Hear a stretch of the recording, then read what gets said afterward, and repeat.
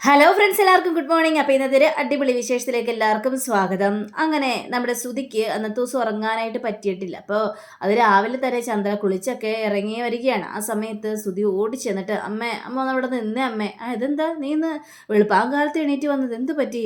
ശ്രുതി, എന്ത് പറ്റാനാണെന്നോ? ഞാനൊരു തുള്ളി ഉറങ്ങിയിട്ടില്ലമ്മേ.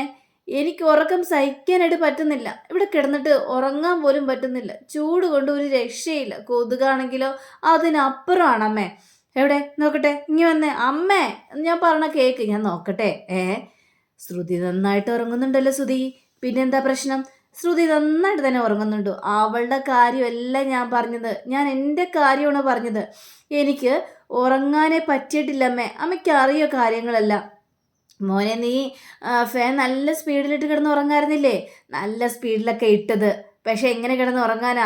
ആ ഫാനിൽ നിന്ന് വരുന്നത് വരെയും ചൂട് കാറ്റാണ്. നീ പറഞ്ഞത് ശരി തന്നെയാണ്. മഴ പെയ്യുമ്പോൾ മാത്രം ഇച്ചിരി തണുപ്പുള്ളൂ. മഴ അങ്ങോട്ട് മാറിക്കഴിഞ്ഞിട്ടുണ്ടെങ്കിൽ അപ്പം തന്നെ ചൂടാണ് വരുന്നത്. എന്ത് ചെയ്യാനാണ് അമ്മേ? ഇതിലെന്തെങ്കിലും ഒരു തീരുമാനം എടുത്തേ മതിയാവുള്ളൂ അമ്മേ. അല്ലേ ഞാനിവിടെ ഉറങ്ങാതെ ആകെ വല്ലാതെ ബുദ്ധിമുട്ട്. നോക്കി എൻ്റെ കണ്ണുകളൊക്കെ നോക്കിയമ്മേ. ഉറക്കം കിട്ടാതെ ഞാൻ ആകെ വലഞ്ഞു പോകും. ഞാൻ വലിയൊരു ബിസിനസ്സൊക്കെ ചെയ്യാനായിട്ട് പോവുകയാണ്. ആ സമയത്ത് എനിക്ക് ബിസിനസ് ചെയ്യാനായിട്ട് ഷോറൂമിൽ പോയി നിൽക്കണ്ടേ? അങ്ങനെ കസ്റ്റമറൊക്കെ വന്നു കഴിഞ്ഞിട്ടുണ്ടെങ്കിൽ എനിക്ക് നല്ല ആക്റ്റീവായിട്ട് അവരോട് സംസാരിക്കാനൊന്നും പറ്റില്ല. ഈ ഉറക്കമൊഴിഞ്ഞിങ്ങനെ ഇരുന്ന് കഴിഞ്ഞിട്ടുണ്ടെങ്കിൽ എങ്ങനെയാണ് അമ്മ ശരിയാവുന്നത്? അമ്മ ഒന്ന് പറയാം അമ്മേ. എനിക്ക് മനസ്സിലായി നിൻ്റെ കാര്യങ്ങൾ, വിഷമങ്ങളൊക്കെ. പക്ഷെ എന്ത് ചെയ്യും? ദേ, അച്ഛമ്മേലെ പറഞ്ഞത് ഈ കാര്യത്തിൽ ഒന്നും പറയാനായിട്ട് പറ്റില്ല എന്ന്. അച്ഛമ്മേലെ ഒരാഴ്ചയും കൂടി കിടക്കണമെന്ന് പറഞ്ഞത്. നീ ഒരു കാര്യം ചെയ്യ്, ഒരാഴ്ചയും കൂടി ക്ഷമിക്കും. ഒരാഴ്ചയോ? ഒരാഴ്ചയും കൂടി ഞാൻ ക്ഷമിച്ച് കഴിഞ്ഞിട്ടുണ്ടെങ്കിലേ ഞാൻ ഉറക്കൊഴിഞ്ഞ് ഞാൻ വല്ലാത്തൊരവസ്ഥയായി പോവും. പിന്നെ എനിക്ക് ബിസിനസ് ചെയ്യാനൊന്നും പറ്റില്ലമ്മേ. അമ്മ പറയുന്ന കാര്യങ്ങളൊന്നും മനസ്സിലാക്കണം അമ്മേ. അമ്മ ഒന്ന് തിരിച്ചറിയ മോനെ. എനിക്കിതിലൊന്നും പറയാനായിട്ട് പറ്റില്ല. നിൻ്റെ അച്ഛമ്മ പറഞ്ഞ കാര്യങ്ങളല്ലേ. അച്ഛമ്മ പറഞ്ഞതിൽ എന്തെങ്കിലും ഞാൻ തിരിവ് വരുത്തി കഴിഞ്ഞിട്ടുണ്ടെങ്കിൽ അച്ഛമ്മ എൻ്റെ തലയെടുക്കും. അച്ഛമ്മയുടെ സ്വഭാവം നിനക്കറിയാലോ. ഒരാഴ്ചയെങ്കിൽ ഒരാഴ്ച നീ അത് സഹിച്ചേ മതിയാവുള്ളൂ. ദൈവമേ, ഇങ്ങനെയാണെങ്കിൽ ഇവിടെ കിടക്കുന്നതൊക്കെ വല്ല റെയിൽവേ പ്ലാറ്റ്ഫോമിൽ പോയി കിടക്കുന്നതായിരിക്കും. ഇത് കഴിഞ്ഞപ്പോഴേക്കും എന്താടാ നീ എന്താ പറഞ്ഞത്? എടാ, കുറേ ദിവസേ ഞാനും നിന്റെ അച്ഛനും കൂടി ഈ ഹാളിലാണ് കിടന്നത്. അപ്പം നിനക്കൊന്നും തോന്നിയില്ലേ? അത് പിന്നെ അച്ഛനും പകലിവിടെ ഉണ്ടല്ലോ. അപ്പം നന്നായിട്ട് ഉറങ്ങാമല്ലോ. പക്ഷേ ഞാനിവിടെ പകലില്ലല്ലോ അമ്മേ. ഞാനിവിടെ ഷോറൂമിലല്ലേ. എനിക്ക് കസ്റ്റമറെ ഒന്നും ഡീൽ ചെയ്യാനായിട്ട് പറ്റില്ല അമ്മേ. ഈ ഒരാഴ്ച എന്നുള്ളൊരു കാര്യം ഒന്നും മാറ്റാനായിട്ട് പറയണം. ഇല്ല പറ്റില്ല. എനിക്ക് അങ്ങനെ മാറ്റാനായിട്ട് പറയാൻ പറ്റില്ല. അതും സച്ചിയുടെയും രേവതിയുടെയും അടുത്തേക്ക് ചെന്നിട്ട്. അവരുടെ സ്വഭാവം അറിയാലോ. നീ എന്തായാലും അഡ്ജസ്റ്റ് ചെയ്തേ മതിയാവുള്ളൂ എന്നും പറഞ്ഞുകൊണ്ട് ചന്ദ്ര അവിടെ നിന്ന് പോയി കഴിഞ്ഞപ്പോഴേക്കും ശ്രുതിക്ക് കല്ലി വരികയാണ്. അങ്ങനെ ഭക്ഷണം കഴിക്കാനുള്ള ടൈമായി. ഇപ്പം ഭക്ഷണം കഴിക്കാനുള്ള ടൈമിൽ എല്ലാവരും വന്നിങ്ങനെ ടേബിളിൻ്റെ അരിയിൽ ഇങ്ങനെ ഇരിക്കുക. അപ്പോൾ ശ്രുതി മാത്രം ഇങ്ങനെ ടേബിളിൻ്റെ അരികിൽ ഇന്ന് താടിക്ക് കൈയും വെച്ചുകൊണ്ട് ഉറക്കം തൂങ്ങുകയാണ്. ഇത് കണ്ട സച്ചിയാണെങ്കിൽ, അച്ഛാ നോക്കിയച്ചാ, ഇതെന്താ ഇവൻ കാണിക്കുന്നത്? ഇവനെന്താ പ്രാർത്ഥിക്കാൻ തുടങ്ങിയോ? അല്ല, ഈ ഭക്ഷണത്തിൻ്റെ മുന്നിൽ എപ്പോൾ മുതലാണാവോ പ്രാർത്ഥിക്കാനായിട്ട് തുടങ്ങിയത് എന്നിങ്ങനെ ചോദിക്കുകയാണ്. അപ്പോൾ ഇത് കഴിഞ്ഞപ്പോഴേക്കും, എടാ ശ്രുതി, എടാ നീ എന്താണ് ഈ കാണിക്കുന്നത് എന്ന് ചോദിക്കണം. അപ്പോഴത്തേക്കും ശ്രുതി ചാടി എണീറ്റിട്ട്, അതെ, അത് നല്ലൊരു ക്വാളിറ്റിയുള്ള സാധനമാണ്, ഇത് വേണം നിങ്ങൾക്ക്, നിങ്ങൾ അതിന് അടുത്ത സാധനങ്ങൾ വരും എന്ന് പറഞ്ഞുകൊണ്ട് കടയിൽ നിന്ന് സംസാരിക്കുന്നത് പോലെയാണ് ശ്രുതി അവിടെ സംസാരിക്കുന്നത്. ഇത് കേട്ട് കഴിഞ്ഞപ്പോഴേക്കും എല്ലാവരും ഇന്ന് പൊട്ടിച്ചിരിക്കുകയാണ്. എടാ ശ്രുതി, നിനക്കിത് എന്തു പറ്റിയടാ? നിങ്ങൾ സാധനം മേടിക്കാമെന്നാണോ? നീയേ കണ്ണു തുറന്ന് നോക്കിയടാ. സാധനം മേടിക്കാമെന്നൊന്നല്ല എന്ന് പറഞ്ഞുകൊണ്ട് നിൽക്കുമ്പോൾ വർഷ ഇരുന്ന് ചിരിച്ചു കഴിഞ്ഞപ്പോഴേക്കും അപ്പോഴാണ് ശ്രുതിക്ക് കാര്യം മനസ്സിലായത്. നീ എന്താണ് കിടന്ന് ഭക്ഷണത്തിൻ്റെ മുന്നിൽ കിടന്ന് ഉറക്കം തൂങ്ങുന്നത്? നീ നന്നായിട്ട് ഉറങ്ങിയില്ലേ? ഇല്ല അച്ഛാ, ഞാൻ നന്നായിട്ട് ഉറങ്ങിയില്ല. എങ്ങനെ ഉറങ്ങാനാ? ഹാള് ഭയങ്കര ചൂടായിരുന്നു. അപ്പം പിന്നെ ഞാൻ എങ്ങനെ ഉറങ്ങാനായിട്ട് പറ്റും? മര്യാദയ്ക്ക് ഉറങ്ങാൻ പറ്റില്ല. കൊതുകടിയും എല്ലാം കൊണ്ട് ആകെ അവശ്യ നിലയിലായിരുന്നു എന്നൊക്കെ അവിടെ സംസാരിക്കുകയാണ്. എന്ത് ചെയ്യാനാണ്, എല്ലാം പെട്ടെന്ന് ചെയ്യണ്ടേ. അതൊക്കെ ഇരിക്കട്ടെ. അതെ, നിങ്ങളുടെ കട ഉദ്ഘാടനം എപ്പോഴാടാ? നീ ഇങ്ങനെ കട ഉദ്ഘാടനം എന്ന് പറയുന്നുണ്ട്. അത് എത്രയും പെട്ടെന്ന് ആ കട ഉദ്ഘാടനം ചെയ്യണ്ടേ? അല്ലാതെ എങ്ങനെയാണ് ശരിയാവുന്നത് എന്ന് ചോദിക്കുകയാണ്. ചോദിച്ചു കഴിഞ്ഞപ്പോഴേക്കും അത് പിന്നെ അച്ഛാ കട ഉദ്ഘാടനം നടത്തണം, പക്ഷേ അതിന് ഒരാളെ കിട്ടണ്ടേ. അപ്പോഴേ സച്ചി എന്തു പറ്റിയടാ, കടയുടെ ഷട്ടറും എല്ലാം ജാമായിട്ടിരിക്കുകയാണോ, അത് പൊക്കാനാണോ ഒരാളെ വേണമെന്ന് പറഞ്ഞത്, എന്തു പറ്റിയടാ എന്ന് ചോദിച്ചപ്പോഴേക്കും അതല്ല, അത് പിന്നെ കട ഉദ്ഘാടനം ചെയ്യാനായിട്ട് ഒരാളെ വേണ്ടെന്ന് ഞാൻ പറയാം, ഒരു ഗമയുള്ള ഒരാളെയാണ് ഞങ്ങൾക്ക് ആവശ്യം. ഇത് കേട്ടപ്പോഴേക്കും ഒരു ഗമയുള്ള ആളോ, അതാരാണാവോ, നീ ആരെയാണ് ഉദ്ദേശിച്ചത് എന്നിങ്ങനെ ചോദിക്കുകയാണ്. അപ്പോഴേക്കും പറയാം, ഞാനൊരു സെലിബ്രിറ്റിനെയാണ് ഉദ്ദേശിച്ചത്, വല്ല സിനിമാ നടനെയോ സിനിമാ നടിയോ അല്ല, സിനിമാ നടിയായി കഴിഞ്ഞിട്ടുണ്ടെങ്കിൽ കുറച്ചും കൂടി നല്ലതാണ്.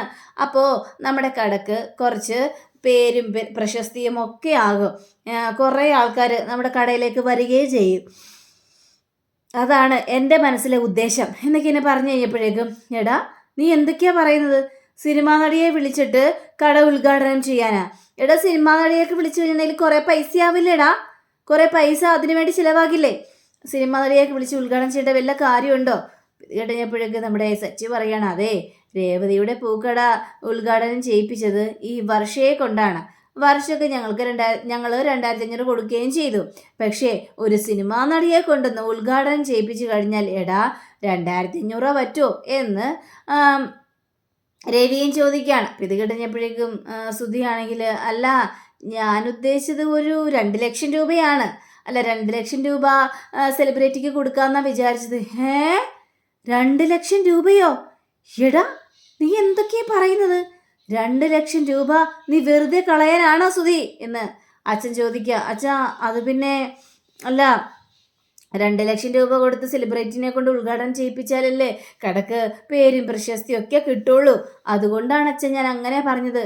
എടാ സുധി, നിന്റെ കയ്യിലേക്ക് പണം വന്ന് ചേർന്നതേ ഉള്ളൂ, ദേ പലരും പറയുന്നുണ്ട് നീ പണം സൂക്ഷിക്കാത്തവനാണ്, ദൂർത്തടിക്കുന്നവനാണെന്ന്, പക്ഷേ ഇപ്പം നീ ഒരു ബിസിനസ് തുടങ്ങാൻ പോവുകയാണ് സുധി, ആ സമയത്ത് ഒരു റിബൺ കട്ട് ചെയ്യുന്നവൾക്ക് കൊണ്ടേ 2 ലക്ഷം രൂപ കൊടുക്കാൻ പോകുന്നു, നിനക്കെന്താ വല്ല വട്ടാണോ സുധി, നീ എന്തിനാ ആ പൈസ ഇങ്ങനെ ചിലവാപ്പിക്കുന്നത്, ആ പൈസ ബിസിനസ്സിലേക്ക് ഇറക്കാൻ പാടില്ലേ, നിങ്ങൾക്ക് അത്രയും നല്ല കാര്യങ്ങളല്ലേ, പിന്നെ നിങ്ങൾ എന്തിനാണ് ഇങ്ങനെ കിടന്ന് പറയുന്നത് എന്നൊക്കെ ചോദിച്ചപ്പോഴേക്കും നമ്മുടെ ശ്രുതിയും പറയുകയാണ്, അല്ല സെലിബ്രിറ്റിയൊക്കെ ആകുമ്പോൾ കടയ്ക്കൊരു പേരും പ്രശസ്തിയൊക്കെ ഉണ്ടാകും, അതുകൊണ്ടായിരിക്കും ശ്രുതി അങ്ങനെ പറഞ്ഞത് ചോദിക്കണം. അതെ അതെ ഞാൻ അതുകൊണ്ട് തന്നെയാണ് അങ്ങനെ പറഞ്ഞത്.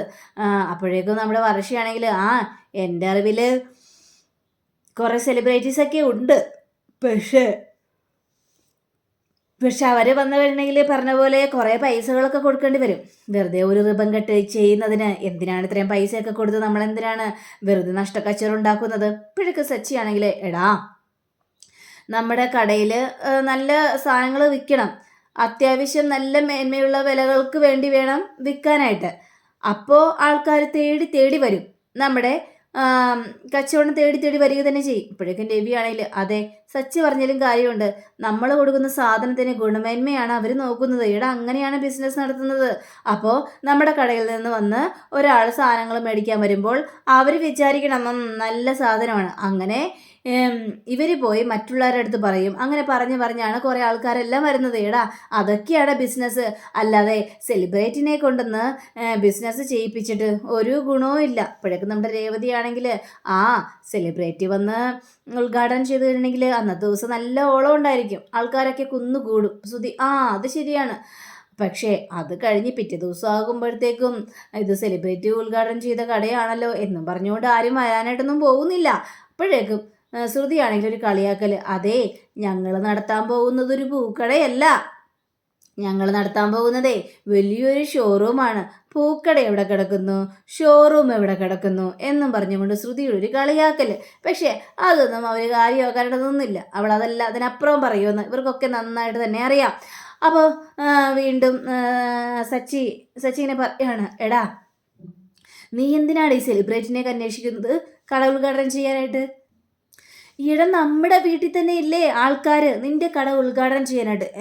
നമ്മുടെ വീട്ടിൽ തന്നെ? അതെ, നമ്മുടെ അടുത്ത് തന്നെ കുറേ ആൾക്കാർ നിൽക്കുന്നുണ്ടല്ലോ, അവരെ ആരെങ്കിലും വിളിച്ചാൽ പോരയുടെ കട ഉദ്ഘാടനം ചെയ്യാനായിട്ട്?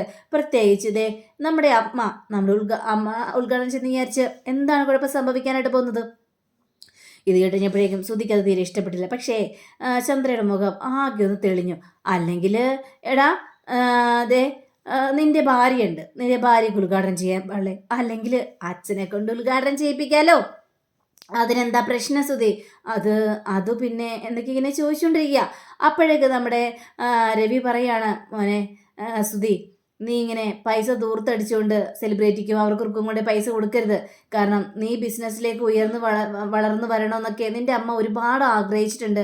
നീ എന്തൊക്കെ ഒരുപാട് തെറ്റുകളെല്ലാം ചെയ്തിട്ടുണ്ട്, പൈസ എല്ലാം ദൂർത്തടിച്ചിട്ടുണ്ട്. പക്ഷേ അപ്പോഴും നിനക്ക് സപ്പോർട്ടായിട്ട് നിന്നത് നിന്റെ അമ്മയാണ്. അതൊക്കെ നീ ആലോചിക്കണം സുധി. നിന്റെ അമ്മ നിനക്ക് വേണ്ടി എപ്പോഴും പ്രാർത്ഥിക്കാറുണ്ടെന്നും പറഞ്ഞുകൊണ്ട് അമ്മയെക്കുറിച്ച് ഇങ്ങനെ പറഞ്ഞപ്പോഴേക്കും ചന്ദ്രയ്ക്ക് ആകെ സങ്കടം വരികയാണ്. അപ്പോഴേക്കും സച്ചിയാണെങ്കിൽ, എടാ നീ ഒന്നും ആലോചിക്കണ്ട, നീ അമ്മയെ കൊണ്ട് ഉദ്ഘാടനം ചെയ്യിപ്പിച്ചു കഴിഞ്ഞാൽ അമ്മയ്ക്ക് സന്തോഷം. അപ്പോൾ രവി പറയാൻ, കണ്ട നീ അതങ്ങനെ പറഞ്ഞപ്പോൾ തന്നെ ചന്ദ്രയുടെ മുഖം ഒന്ന് തെളിഞ്ഞത് കണ്ടോ? രവിയേട്ട വേണ്ട, രവിയേട്ട അവനെ നിർബന്ധിക്കേണ്ട ആവശ്യമില്ല രവിയേട്ട, അവൻ ഇഷ്ടമുള്ളവരെ കൊണ്ട് ഉദ്ഘാടനം ചെയ്യിപ്പിച്ചോട്ടെ, അതിലെന്താ രവിയേട്ട എന്നിങ്ങനെ ചോദിച്ചുകൊണ്ടിരിക്കുക. അപ്പോൾ ഇത് കേട്ട് കഴിഞ്ഞപ്പോഴേക്കും ശ്രുതിയാണെങ്കിൽ, അത് പിന്നെ ആൻറ്റി തന്നെ ഞങ്ങളുടെ കട ഉദ്ഘാടനം ചെയ്താൽ മതി. തീർച്ചയായും എല്ലാവരും ഞെട്ടിപ്പോവാ. ചന്ദ്രയ്ക്കാണെങ്കിൽ സന്തോഷം സഹിക്കാനായിട്ട് പറ്റുന്നുമില്ല. അപ്പോൾ നമ്മുടെ സച്ചി ചോദിക്കുകയാണ്, അയ്യോ പൗഡർ എടുത്തി, നിനക്കിതെന്ത് പറ്റി? പെട്ടെന്ന് എന്താ സ്വഭാവം അങ്ങോട്ട് മാറിയത്? അല്ല അമ്മയെ കൊണ്ട് ഉദ്ഘാടനം ചെയ്യിപ്പിക്കാന്നൊക്കെ വിചാരിച്ചത്. എൻ്റെ സ്വഭാവം പെട്ടെന്നൊന്നും മാറിയതല്ല.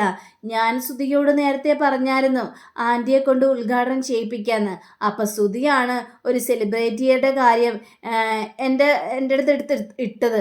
അല്ലാതെ എനിക്ക് സച്ചി ഈ അമ്മയെ കൊണ്ട് ഉദ്ഘാടനം ചെയ്യിപ്പിക്കണമെന്ന് മാത്രമായിരുന്നു ആഗ്രഹം എന്ന് അവിടെ കള്ളത്തരം പറഞ്ഞ് ഒഴിപ്പിക്കുകയാണ് നമ്മുടെ ശ്രുതി.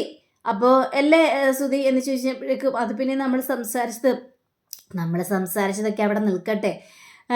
ഏതായാലും ആൻറ്റിയെ കൊണ്ട് നമ്മൾ കട ഉദ്ഘാടനം ചെയ്യിപ്പിക്കുന്നു, എന്താ അതുപോലെ അത് മതിയെന്നേ, ആൻറ്റി തന്നെ ചെയ്യട്ടെ. ഏതായാലും നാളെ അച്ചമ്മ വരുമ്പോൾ അച്ചമ്മയുടെ സാന്നിധ്യത്തിൽ വേണം എടാ നീ കട ഉദ്ഘാടനം ചെയ്യാനായിട്ട്, മനസ്സിലായല്ലോ എന്ന് അവിടെ സച്ചിയും പറയുകയാണ്. അങ്ങനെ അവരോട് ഒരു തീരുമാനത്തിലെത്തുകയും ചെയ്യണം. അങ്ങനെ പിറ്റേ ദിവസം ആവുകയാണ്. പിറ്റേ ദിവസം ആയപ്പോഴത്തേക്കും ഉദ്ഘാടനത്തിൻ്റെ ഇതെത്തി, റിബണൊക്കെ കെട്ടിവെച്ചിരിക്കുകയാണ്. നമ്മുടെ ചന്ദ്ര ഉദ്ഘാടനം ചെയ്യാനായിട്ട് തയ്യാറെടുത്ത് ഇങ്ങനെ ഇരിക്കുകയാണ്. അമ്മ ഇനി ഉദ്ഘാടനം ചെയ്തോ? ഞാൻ ഉദ്ഘാടനം ചെയ്യുന്നതിന് മുമ്പ് തന്നെ നമ്മുടെ ഒരു സ്പെഷ്യൽ ഗസ്റ്റ് ഉണ്ടല്ലോ, ആ ഗസ്റ്റിനെ ഒന്ന് വിളിക്കണം. സ്പെഷ്യൽ ഗസ്റ്റോ? അതാരാണ്? അത് വേറെ ആരുമല്ല, മഹിമയാണ് എന്ന് പറയുകയാണ്. മഹിമയെ വിളിച്ചു കഴിഞ്ഞപ്പോഴേക്കും ശരിക്കും എല്ലാവർക്കും തീരെ അങ്ങോട്ട് ഇഷ്ടപ്പെട്ടൊന്നുമില്ല. പക്ഷെ എന്ത് ചെയ്യാനാ, ഒരു ഉദ്ഘാടനമല്ല, എന്തെങ്കിലും പ്രശ്നം ഉണ്ടാക്കണമെന്നൊക്കെ വിചാരിച്ചുകൊണ്ട് അങ്ങനെ ഇവർ രണ്ടുപേരും കൂടി നിന്ന് ആ ഉദ്ഘാടനം ചെയ്യുകയാണ്. ശ്രുതിയും ഒരു വലതുകാലി വെച്ച് നേരെ ഷോറൂമിലേക്ക് കയറുകയും ചെയ്യാണ്. അങ്ങനെ ഇവരെല്ലായിടത്തും എല്ലാ കാര്യങ്ങളും ഇങ്ങനെ നോക്കുക. ഇങ്ങനെ നോക്കുന്ന സമയത്ത് നമ്മുടെ രേവതിയോട് രവി ചോദിക്കുകയാണ്, മോളെ രേവതി, മോളുടെ അമ്മ വന്നില്ലേ? ഞാൻ മോളുടെ അമ്മയെ വിളിച്ചായിരുന്നല്ലോ, എന്നിട്ട് എന്താ വരാതിരുന്നത്? രവിയേട്ടാ, എന്തിനാ രവിയേട്ടാ ഇവളുടെ അമ്മയൊക്കെ വിളിച്ചത്? വല്ല കാര്യമുണ്ടോ? അവളുടെ അമ്മ ഇവിടെ വന്നിട്ട് എന്ത് കാര്യം? അവളുടെ അമ്മയ്ക്ക് ഇവിടുത്തെ ഏതെങ്കിലും ഒരു സാധനം മേടിക്കാനുള്ള കഴിവുണ്ടോ? ഇല്ലല്ലോ.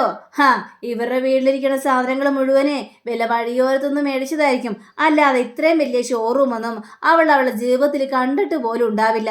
അങ്ങനെയുള്ള ഒരാളെ എന്തിനാണ് ഇവിടെ വിളിച്ച് വരുത്താനായിട്ട് പോകുന്നത്? പിന്നെ മഹിമയെ പോലുള്ള ആളെ നോക്കിക്കോ, ഇവിടെ നിന്ന് പോകുമ്പോഴത്തേക്കും അവൾ ലക്ഷങ്ങളുടെ സാധനം മേടിക്കും. അങ്ങനത്തെ ആൾക്കാരെയാണ് നമുക്ക് ആവശ്യം ബിസിനസ്സിൽ. അതുകൊണ്ട് ഇവളെ പോലുള്ള അവളുടെ അമ്മയൊക്കെ വിളിക്കാനായിട്ട് നിൽക്കരുത്. നമ്മുടെ കടയ്ക്ക് ഉപകാരമുള്ളവരെ മാത്രം വിളിക്കുക, അല്ലാതെ ഈ ഇവളെയൊക്കെ വിളിക്കാൻ എന്തിനാണ് നിന്നത് എന്നൊക്കെ ചോദിച്ചപ്പോഴേക്കും രേവതിയുടെ കണ്ണെന്നറിയുക.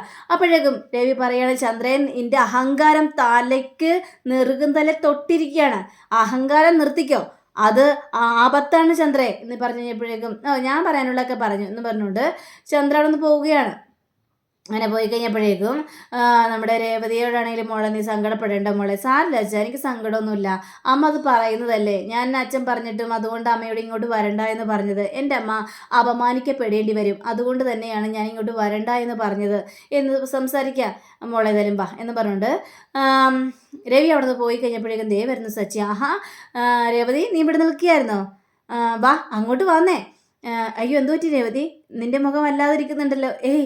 ഒന്നുമില്ല സച്ചേട്ടാ, ഒന്നുമില്ല, എങ്കിൽ വാ എന്ന് പറഞ്ഞുകൊണ്ട് നമ്മുടെ സച്ചി വിളിച്ചുകൊണ്ട് പോവുകയാണ്. അപ്പം അങ്ങനെയും കാണിച്ചുകൊണ്ടാണ് നമ്മുടെ ഇന്നത്തെ റിവ്യൂടെ അവസാനിച്ചിരിക്കുന്നത്. അടുത്ത റിവ്യൂവിനെ കാത്തിരിക്കുക. സബ്സ്ക്രൈബ് ചെയ്യുക. എല്ലാവർക്കും നല്ലൊരു ദിനം ആശംസിച്ചുകൊണ്ട് തന്നെ നമസ്കാരം. Thank you. See by.